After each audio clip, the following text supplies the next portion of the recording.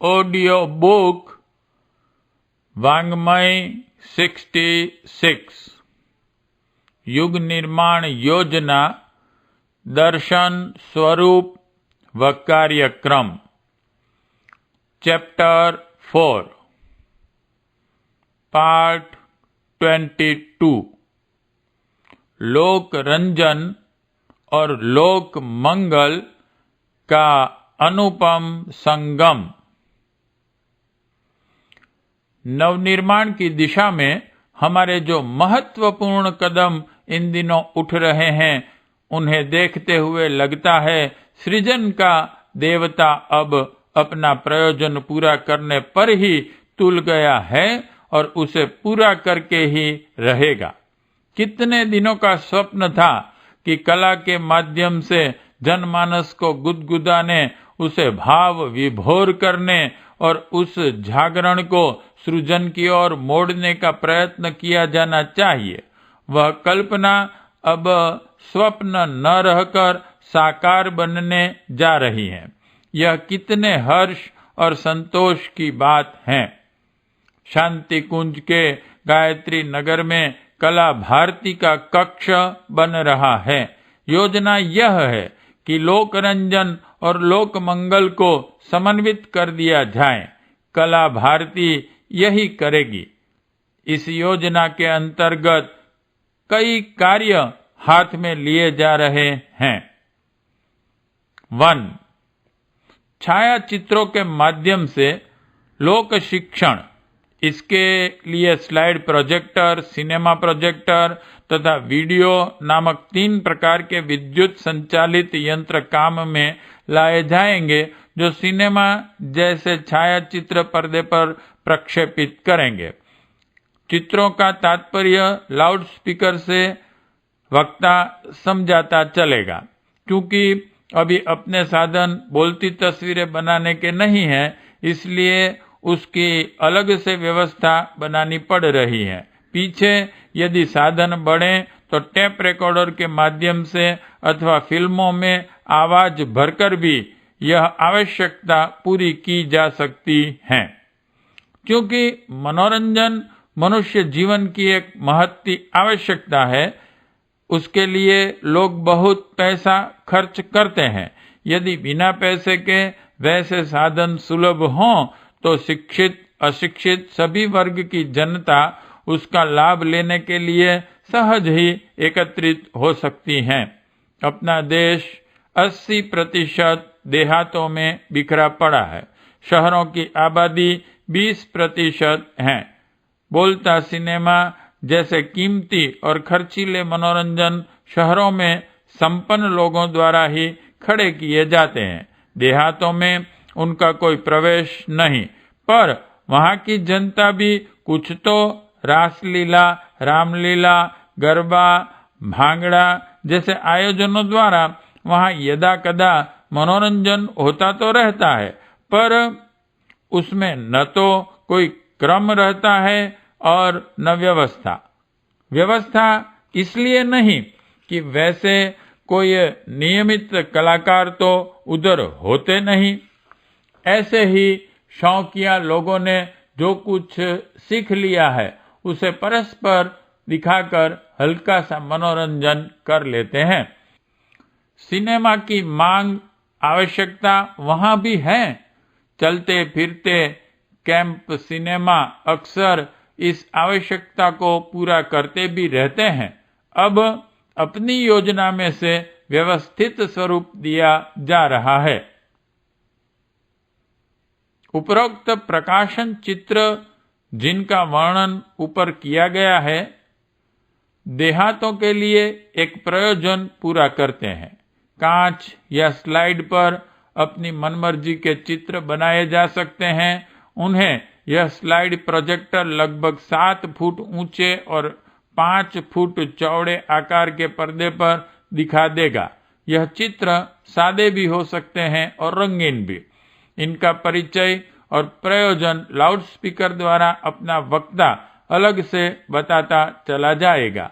5 minute एक चित्र का परिचय कराया जाए तो 2 घंटे में 24 चित्र दिखाए जा सकते हैं और अति महत्वपूर्ण 24 विषयों पर प्रकाश डाला जा सकता है। यह शिक्षण इतना सदा हुआ, सारगर्भित और हृदयग्राही होगा कि जनता इससे बहुत कुछ सीख समझ कर जाएगी। बिना खर्च का सिनेमा देखने कौन नहीं पहुंचेगा? मार्मिक प्रवचनों में किसे रुचि न होगी? उपस्थिति की कमी रहने वाली नहीं है। सामान्य सभा सम्मेलनों के आयोजनों का खर्चीला ढांचा खड़ा करके प्रयत्न करने पर भी थोड़ी सी जनता आती है, पर इस प्रयत्न के द्वारा कम खर्च में अधिक से अधिक जनता को इकट्ठा करने का प्रयोजन पूरा किया जा सकता है। सबसे बड़ी सुविधा यह है कि यह सारा काम एक व्यक्ति ही कर सकता है। अपना प्रचारक दिन में जहां जाए वहां स्वयं अपने स्थानीय स्वयंसेवकों की मदद से गांव भर में मुनादी करा सकता है। लोगों को अवगत करा सकता है कि अमुक स्थान पर अमुक समय उपरोक्त छाया चित्र प्रदर्शित होगा। स्थान की समुचित व्यवस्था स्थानीय लोगों की सहायता से की जा सकती है। वहीं अपना आदमी जो दिन में मुनादी करने और स्थान संबंधी व्यवस्था में जुटा रहा, रात को स्वयं ही चित्र दिखाने की मशीनों का संचालन और स्वयं ही लाउड स्पीकर पर प्रवचन करने का काम साथ साथ करता रह सकता है।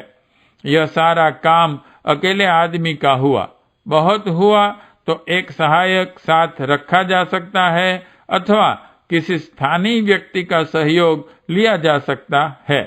इस प्रकार बिना किसी पूर्व तैयारी, खर्चीली व्यवस्था या दौड़ धूप के एक महत्वपूर्ण सम्मेलन एक दिन में ही पूरा हो गया और एक ही वक्ता ने हंसी खुशी के वातावरण में वह बातें सिखा दी जो उपदेश वक्ता भी नहीं कर सकते थे। वह माध्यम एक और तो अति सस्ता है, दूसरी ओर अति प्रभावशाली भी है। दोनों संगतियां मिल जाने से इस प्रयोग को देहाती क्षेत्र के लिए एक वरदान ही कहा जा सकता है।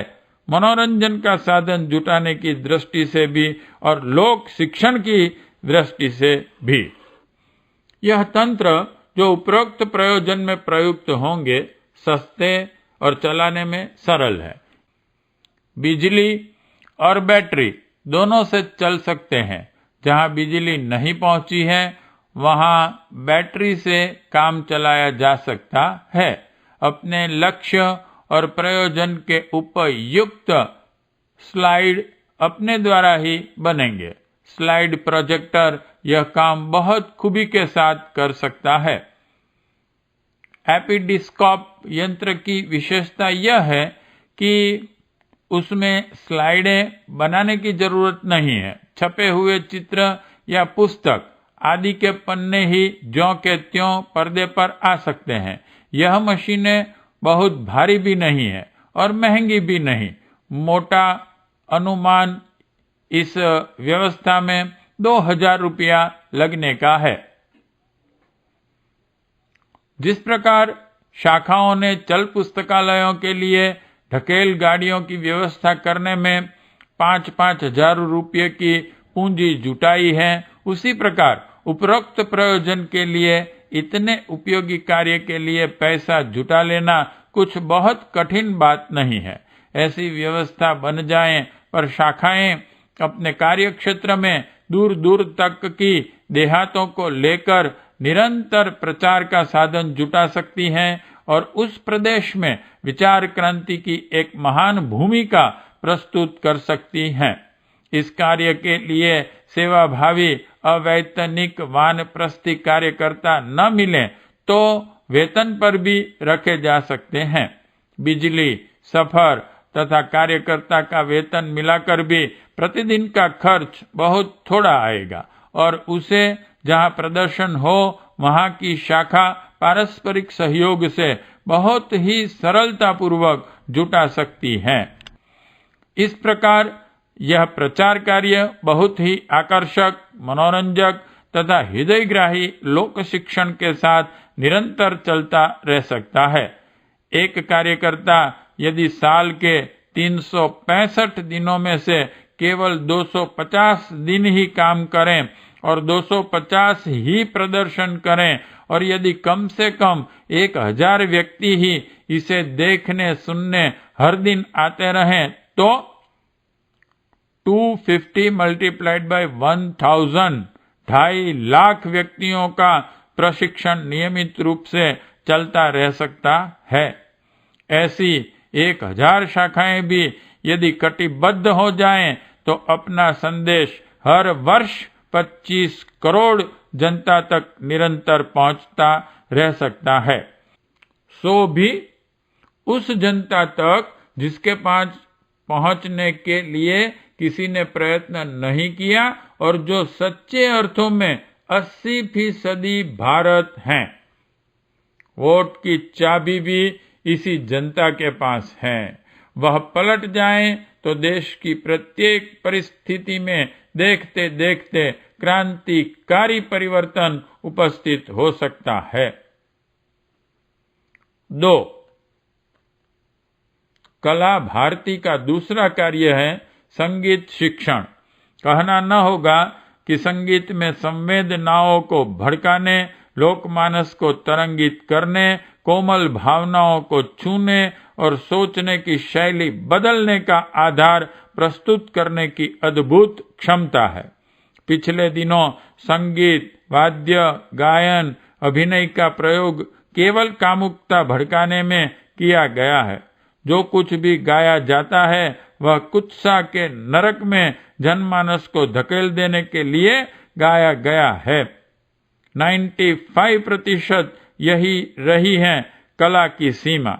आप कहीं संगीत सुनने जाएं, नृत्य देखिए, नारी के प्रति पैशाचिक वितृष्णा उभारने वाले उपरोक्त प्रयोजन के अतिरिक्त और कुछ भी देखने सुनने को न मिलेगा। इस विभीषिका ने लोकमानस का जितना पतन इस शताब्दी में किया है उसे एक दुर्घटना भरा अभिशाप ही कह सकते हैं। माता सरस्वती को इस वैश्यालय में से निकालकर उसकी पुनित स्थापना करनी है तो हमें कला को नई दिशा देनी होगी। अपना प्रयत्न इसी दिशा में है। तेजी से हम सृजनात्मक साहित्य जन जन की जीभ में गुनगुनाते और कान में गूंजते हुए देखने का वातावरण विनिर्मित करना चाहते हैं। इसलिए कला भारती के अंतर्गत संगीत शिक्षा को इस ढंग से रखा जा रहा है कि वह अति सरलता पूर्वक अति स्वल्प काल में अति विस्तृत क्षेत्र पकड़ सके। अत्यंत मधुर 10 ध्वनियों का चयन कर लिया गया है। क्योंकि हमें भावपरक संगीत का आमूल चूल नवीन सृजन करना है, इसलिए अपनी सीमित ध्वनियां स्वयं ही निर्धारित कर रहे हैं। राग रागिनियां हजारों हैं, उन्हें सीखने के लिए 10-20 जन्म चाहिए। हम इस जंजाल में नहीं पड़ना चाहते। अपना प्रयोजन लोक शिक्षण है। कला की गहराई में उतरने का काम दूसरों के जिम्मे छोड़ देंगे। आपत्ति धर्म की तरह अपने को तो सरल संगीत जो स्वल्प काल में अति व्यापक हो सकता हो इतना ही ध्यान में रखना है। सो इसके लिए 10 ध्वनियां पर्याप्त समझी गई हैं। आवश्यकता हुई तो इसमें कुछ घटा बढ़ा भी सकते हैं। अपना संगीत विद्यालय उपरोक्त ध्वनियां ही बजाएगा और सिखाएगा। 10 ध्वनियों की तरह 10 बाजे भी सीमित कर दिए गए हैं जो सस्ते, सर्वसुलभ और सीखने में सरल है। उन्हें ही मान्यता दी गई है। 10 ध्वनियों का गायन, 10 बाजों का बजाना, नृत्य की 10 थिरकन, इस प्रकार 30 पाठ्यक्रम रखे गए हैं और उन्हें सिखाने की अवधि 3 से 6 महीना निर्धारित कर दी गई है, जिनमें गायन, वादन व नृत्य तीनों को इतनी शिक्षा दे दी जाएगी कि निकले हुए छात्र अपने क्षेत्र में संदीप्त संभावनाओं को, कविता सम्मेलनों को तथा दूसरे सांस्कृतिक कार्यक्रमों को चला सकने की योग्यता प्राप्त कर लें और आवश्यकता पड़ने पर यहाँ का जैसा संगीत विद्यालय स्वयं भी अपने क्षेत्र में चलाकर वैसे कलाकार स्वयं तैयार करने में लग जाएं। 3. नाट्य मंच हमारी तीसरी योजना है। पौराणिक ऐतिहासिक कथानकों को आधार मानकर ऐसे ड्रामे तैयार कराए जा रहे हैं जिनके घटनाक्रम में व्यक्ति निर्माण और समाज निर्माण के सारे सूत्र जुड़े हुए हों। पात्रों के मुख से जो संवाद कहलवाए जाएंगे उनमें विचार क्रांति के सारे संकेतों को जोड़कर रखा जाएगा। यह नाटक पूरे के पूरे संगीतमय होंगे। संगीत अपनी निर्धारित ध्वनियों के अंतर्गत गाए जाएंगे। लगभग 2 घंटे में संपन्न हो सकने वाले यह नाटक देश भर में दिखाए जाएंगे। पहले उनका प्रचलन अपनी हजारों शाखाओं में उनके वार्षिकोत्सवों के समय 4-4 दिन के लिए हर साल होते रहने की परंपरा पड़ेगी। पीछे इन्हें अन्यत्र भी लोगों की मांग के अनुसार दिखाए जाने की व्यवस्था चलेगी। इस प्रकार लोक रंजन का एक केंद्र जिसके साथ लोक शिक्षण की स्वस्थ प्रक्रिया जुड़ी हुई होगी सारे देश को प्रभावित करेगा। यह नाटक मंडलियां देहातों में अपना पूरा कार्य विस्तार करेंगी और शहर कस्बों में भी उनकी सर्वथा उपेक्षा न होगी। रासलीला, रामलीला, नौटंकी आदि के माध्यम अभी भी जीवित हैं और वे पुराने ढर्रे के टूटे फूटे ढर्रे पर अपनी गाड़ी चला रहे हैं, तो अपना यह प्रयत्न देशव्यापी क्यों न होगा। इस नाट्य मंच को अधिक सस्ता और सरल बनाने के लिए एक विशेष पद्धति का प्रयोग किया जाएगा। सारा नाटक टेप रिकॉर्ड रहेगा। अभिनय, नृत्य केवल मूक रहेंगे। पात्र केवल शारीरिक हलचल करते और होंठ हिलाते रहेंगे। आवाज पूर्ण प्रस्तुत टेप रिकॉर्डर बोलेगा। दर्शक यही अनुभव करेंगे कि पात्र बोल रहे हैं। इस प्रकार पात्रों का गला मीठा होना आवश्यक न रहेगा और संगीत मंडली में कम से कम 5-7 व्यक्तियों की जरूरत पड़ती है वह न रहेगी। एक यंत्र संचालक, 5-6 अभिनयकर्ता, कुल 6-7 व्यक्तियों की मंडली बड़ी सरलता से अपना कार्यक्रम प्रस्तुत करती रहेगी। यह सस्ता तो पड़ेगा ही, साथ ही अधिक आकर्षक इसलिए होगा कि इनमें मधुर कंठ और अधिक से अधिक आकर्षक वाद्य यंत्र उच्च कलाकारों द्वारा नियोजित करके टैप कराए जाएंगे और उस बहुमूल्य एकत्रीकरण का लाभ सर्वसाधारण को सहज ही मिलता रहेगा। कला भारती कक्ष में इस प्रकार की नाट्य व्यवस्था के शिक्षण का प्रबंध किया गया है ताकि यहाँ से निकले छात्र संपूर्ण भारत की प्रचलित 15 भाषाओं में यही कार्यक्रम चलाकर जन जन तक नव जागरण का संदेश पहुंचा सकने में समर्थ हो सके। 4. चित्रकला के माध्यम से चित्र प्रदर्शनियों की व्यवस्था संजोई जाएगी। जगह जगह मेले, समारोह या अन्य जनसमूह के एकत्रीकरण के अवसर पर ऐसी प्रदर्शनियों की व्यवस्था की जाएगी जिनमें दर्शक मनोरंजन के साथ साथ नवीन प्रेरणा और प्रकाश भी उपलब्ध करते रहें।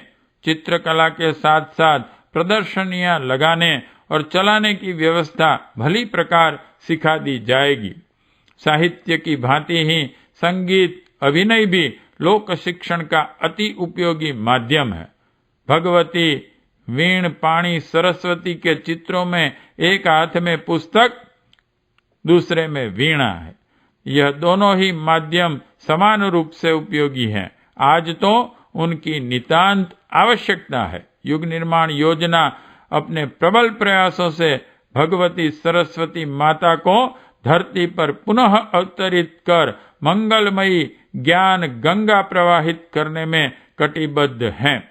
अपने भगीरथी प्रयत्न इसी दिशा में आगे बढ़ते चल रहे हैं। पार्ट 22 समाप्त।